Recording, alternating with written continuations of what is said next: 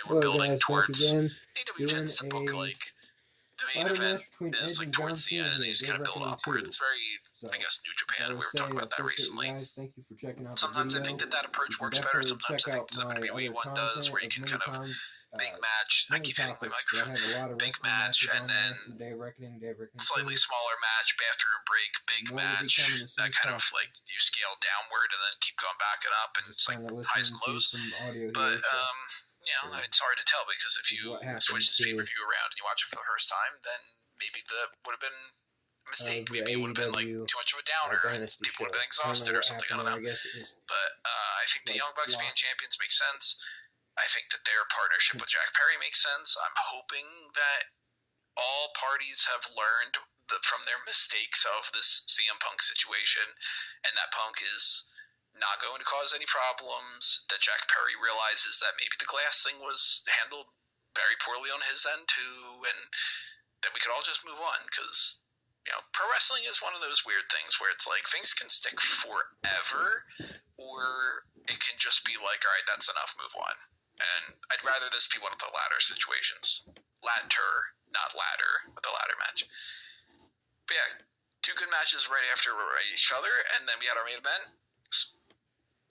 Get a hiccup there. Samoa Joe against Swerve Strickland for the AEW World Championship, and I can already tell you that on my list of the end of the year awards, I've got that Golden Jaguar thing now for not just Swerve Strickland, but also for WWE with was it Carmelo Hayes, I think, or was it Shrek?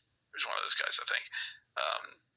It's funny that it's just like, yeah, you do that. That's a fucking cool outfit. So you do something inspired by that. It's also going to look cool. So one of the best ring gear things, I'm sure, by the end of the year. And Swerve and Joe have a rock solid enough match that's not going on my match of the year by any means, but I think that they did a good enough job just having a match. No Hangman Adam Page, which is totally fine. And especially after Jack Perry just showed up in the previous segment, so it's kind of like, you don't want to do that twice. And Swerve wins. Just as straightforward outright as that. Swerve is now the first ever AEW Black World Champion ever. So history already in the books right there. And I had put this on the UWN thing. That's not only big for, or maybe I put it on Smart Guy Moment. I forget, one of those two. I write too many things at the same time. It's not only big for Swerve to win the world title, just period. It's not only big for Joe to have dropped the title, just period. And it's also not only big for Swerve to win the championship from Joe and to be the first ever Black World Champion in AEW, but there are still so few Black superstars who have been world champions when you come to AEW, WWE, WCW. There's really, like 8, I think? And that counts like 3 different world championships in WWE.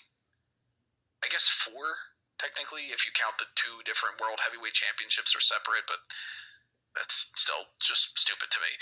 Because you got like Booker T, Mark Henry, Big E, Kofi Kingston, Bobby Lashley.